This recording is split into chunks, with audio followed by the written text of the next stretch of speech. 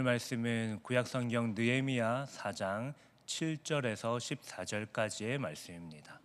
구약성경 731페이지에 있습니다. 느헤미야 4장 7절에서 14절까지의 말씀입니다. 우리 다 같이 합독하도록 하겠습니다. 산발락과 도비야와 아라비아 사람들과 암몬 사람들과 아스도 사람들이 예루살렘 성이 중수되어 그 허물어진 틈이 메꾸어져 간다 함을 듣고 심히 분노하여 다 함께 깨하기를 예루살렘으로 가서 치고 그곳을 요란하게 하자 하기로 우리가 우리 하나님께 기도하며 그들로 말미암아 파수꾼을 두어 주야로 방비하는데 유다 사람들은 이르기를 흙무더기가 아직도 많거든 짐을 나르는 자의 힘이 다 빠졌으니 우리가 성을 건축하지 못하리라 하고 우리의 원수들은 이르기를 그들이 알지 못하고 보지 못하는 사이에 우리가 그들 가운데 달려 들어가서 살육하여 역사를 그치게 하리라 하고 그 원수들의 근처에 거주하는 유다 사람들도 그 각처에서 와서 10번이나 우리에게 말하기를 너희가 우리에게로 와야 하리라 하기로 내가 성벽 뒤에 낮고 넓은 곳에 백성이 그들의 종족을 따라 칼과 창과 활을 가지고 서 있게 하고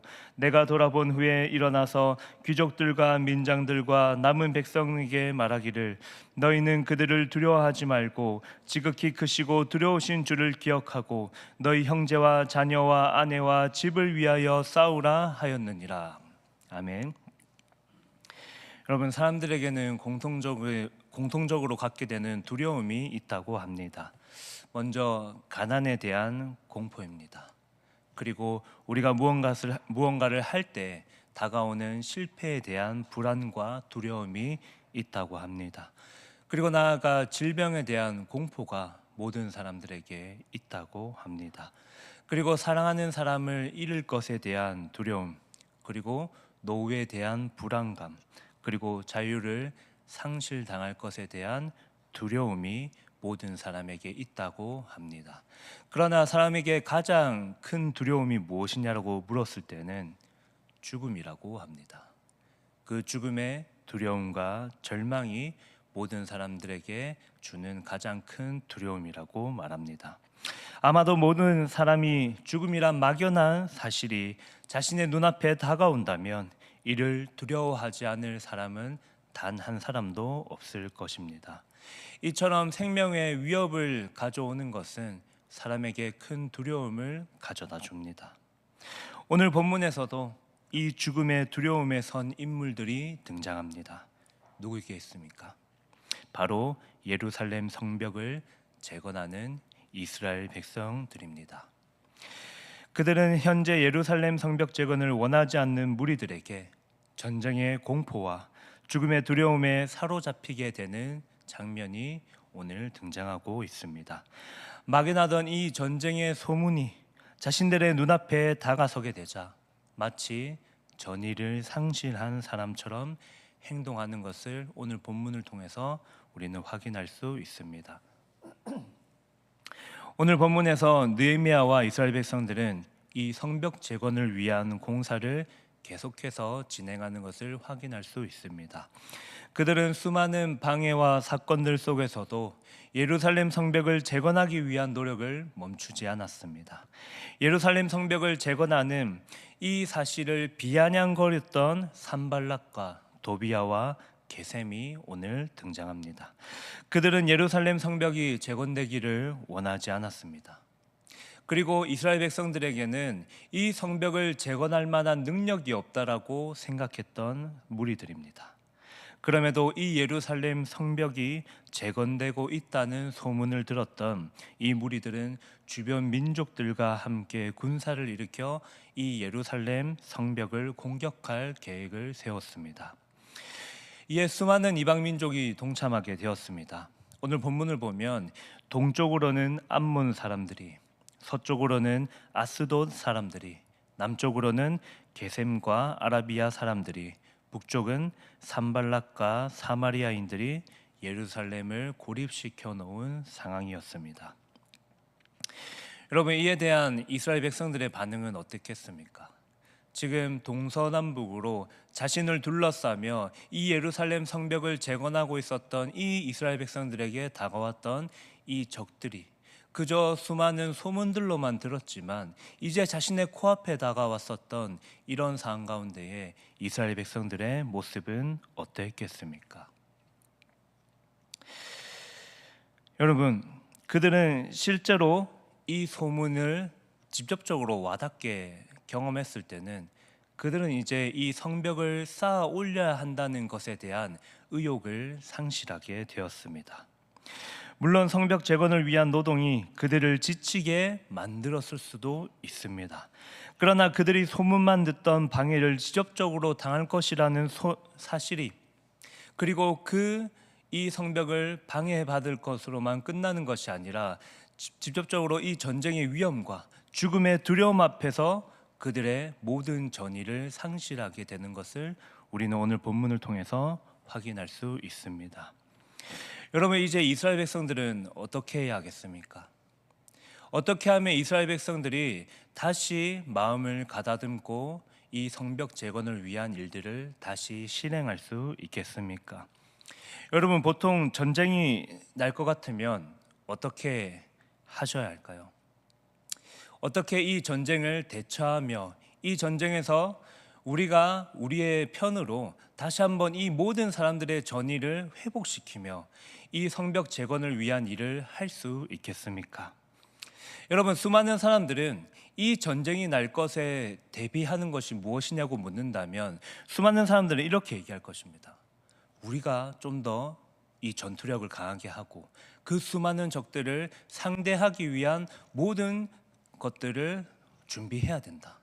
그래서 그 전쟁에서 우리는 반드시 승리할 수 있는 전략을 짜야 된다라고 이야기했을 것입니다. 상대보다 더 좋은 무기를 준비하고 전쟁에서 승리할 수 있는 방법을 준비하라고 수많은 사람들이 외쳤을 것입니다. 왜냐하면 이 전쟁이라는 것에서 승리하는 것은 상대방보다 물리적으로 더 강한 힘이 존재해야만 했기 때문입니다. 그런데 여러분, 오늘 느헤미야는 이 이스라엘 백성들을 향하여서 우리가 수많은 무기와 우리가 수많은 군사를 일으켜서 그 수많은 이방 민족들이 전쟁에서 쳐들어올 것을 대비하자, 이렇게 이야기하지 않습니다. 오늘 본문을 보면 느헤미야가 이스라엘 백성들을 향하여서 이렇게 대처 방법을 이야기하고 있습니다. 여러분, 오늘 본문 9절에서 느헤미야는 이스라엘 백성들을 향하여서 이렇게 이야기하고 있습니다. 우리가 우리 하나님께 기도하며 그들로 말미암아 파수꾼을 두어 주야로 방비하는데.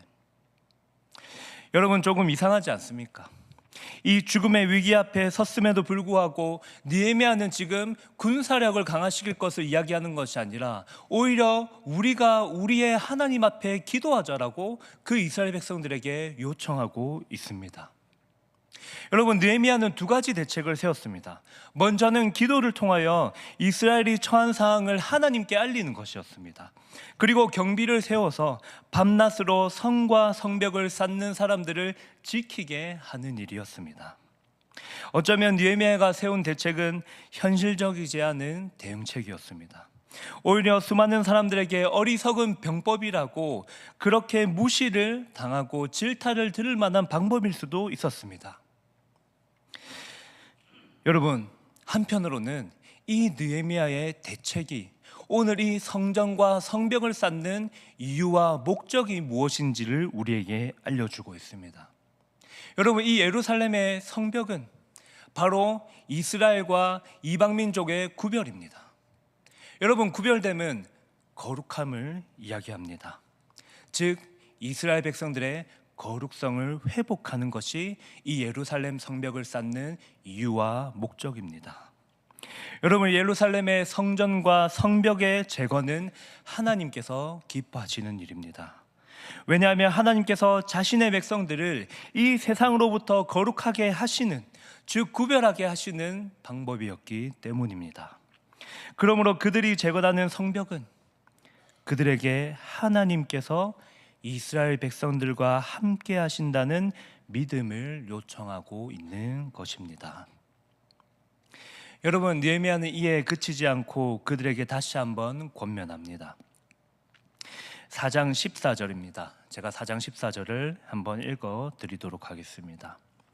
내가 돌아본 후에 일어나서 귀족들과 민장들과 남은 백성에게 말하기를 너희는 그들을 두려워하지 말고 지극히 크시고 두려우신 주를 기억하고 너희 형제와 자녀와 아내와 집을 위하여 싸우라 하였느니라. 느헤미야는 적들을 두려워하지 말고 지극히 크신 하나님을 두려워하라고 권면하고 있습니다. 여러분, 이 명령은 이스라엘 백성들에게 세 가지를 전달합니다. 첫 번째는 두려워하지 말라는 사실입니다. 그의 조상인 이스라엘 백성들을 출애굽으로 인도하신 하나님, 비록 포로 생활에 놓인 이스라엘 백성들을 지켜주셨던 하나님께서 다시 성전과 성벽을 재건케 하신 그 하나님께서 너희들을 인도하실 것이라는 선포입니다. 여러분, 두 번째 명령은 지극히 크시고 두려우신 주를 기억하라는 사실입니다. 이는 믿음을 가지라는 요청입니다. 이 모든 일을 인도하신 하나님께서 너희들의 생명조차도 구원하지 못할 하나님이시겠느냐? 너희가 진정으로 두려워하고 너희가 진정으로 두려워하는 대상이 누구 있느냐? 느헤미야가 그들을 향해서 이렇게 선포하고 있습니다. 그리고 세 번째 명령은 너희 형제와 자녀와 아내와 집을 위하여 싸우라는 명령입니다. 여러분, 앞선 두 명령은 하나님을 의지하여 두려워하지 말라라는 선포였지만 이제 이스라엘 백성들에게 담대히 두려움을 극복하라는 선포입니다. 물론 그들이 실제로 전쟁에 참여하여 죽으면 가족을 지킬 수 없을 것입니다. 그러나 그들이 진정으로 두려워할 것은 세상이 아니라 자신을 인도하고 지켜주시는 하나님이라는 사실입니다. 그러므로 하나님만 의지하며 믿음으로 모든 일을 감당한다면 오히려 그 사실이 그들의 가족을 지키는 일이 될 것입니다. 한편으로는 하나님께서 모든 일을 직접 해결해 주시면 좋겠다라는 생각이 들 수도 있습니다. 여러분, 하지만 하나님께서는 이 느헤미야를 통하여서 이 일을 그저 쉽게 해결하시는 것이 아니라 오히려 이 이스라엘 백성들이 하나님 앞에 기도하며 하나님을 신뢰하며 그리고 이 성벽을 쌓는 이유와 목적을 깨닫게 하시기 위하여서 그들에게 기도하게 하시고 그들이 진정으로 가족을 지키고 수많은 민족들을 지키는 방법이 무엇인지를 그들에게 느헤미야를 통해서 하나님께서는 알려주셨습니다. 하나님께서 우리의 믿음을 더욱 견고케 하시는 것입니다. 우리가 좀 더 하나님 앞에 나아가도록 진정으로 두려워할 대상이 누구인지를 하나님께서 느헤미야를 통해서 알려주셨습니다. 그리고 마침내 그 전쟁이 승리할 때에 이 모든 백성들이 하나님 앞에 이 승리의 고백을 하도록 하나님께서 만들어 주신다는 사실입니다. 마찬가지입니다. 우리를 위하여 이 땅에 오신 예수님께서도 제 아들에게 하나님 나라를 가르치셨지만 오히려 세상을 이길 만한 강력한 무력을 보여주시기보다는 오히려 믿음과 사랑으로 그들을 세우셔서 진정한 영적 승리가 무엇인지를 제자들에게 보여주셨습니다. 오늘날 우리에게도 마찬가지입니다. 우리의 모든 삶 속에서 죽음의 두려움이 동일하게 있을 것입니다. 그리고 우리에게 다가오는 두려움과 불안과 우리에게 다가오는 모든 것들이 사람마다 다를 수 있습니다. 그러나 우리가 그때마다 기억해야 할 것은 진정으로 우리가 두려워해야 되고 우리가 진정으로 바라보고 경외해야 될 분이 누구냐는 사실입니다. 우리와 함께 하시고 우리를 여전히 지키시고 앞으로도 지키겠다고 약속하셨던 하나님입니다. 여러분, 이렇게 하나님만 소망하며 살아가시는 여러분들 되길 바랍니다. 오늘 하루를 주신 그 하나님께서 여러분들을 오늘 하루도 끊임없이 지키고 인도해 주실 것입니다. 그 가운데 진정으로 두려워해야 될 분이 누군지를 깨닫고 살아가시는 여러분들 되기를 소망합니다. 우리 다 함께 기도하면 좋겠습니다. 우리 다 함께 기도하실 때에 오늘 말씀을 두고 기도하면 좋겠습니다. 우리가 세상의 두려움이 아니라 하나님을 두려워하며 그분만을 의지하게 하여 주시옵소서라고 기도하시고, 우리 또 함께 있는 기도 제목들을 두고 또 개인의 기도 제목을 두고 다 함께 기도하시겠습니다.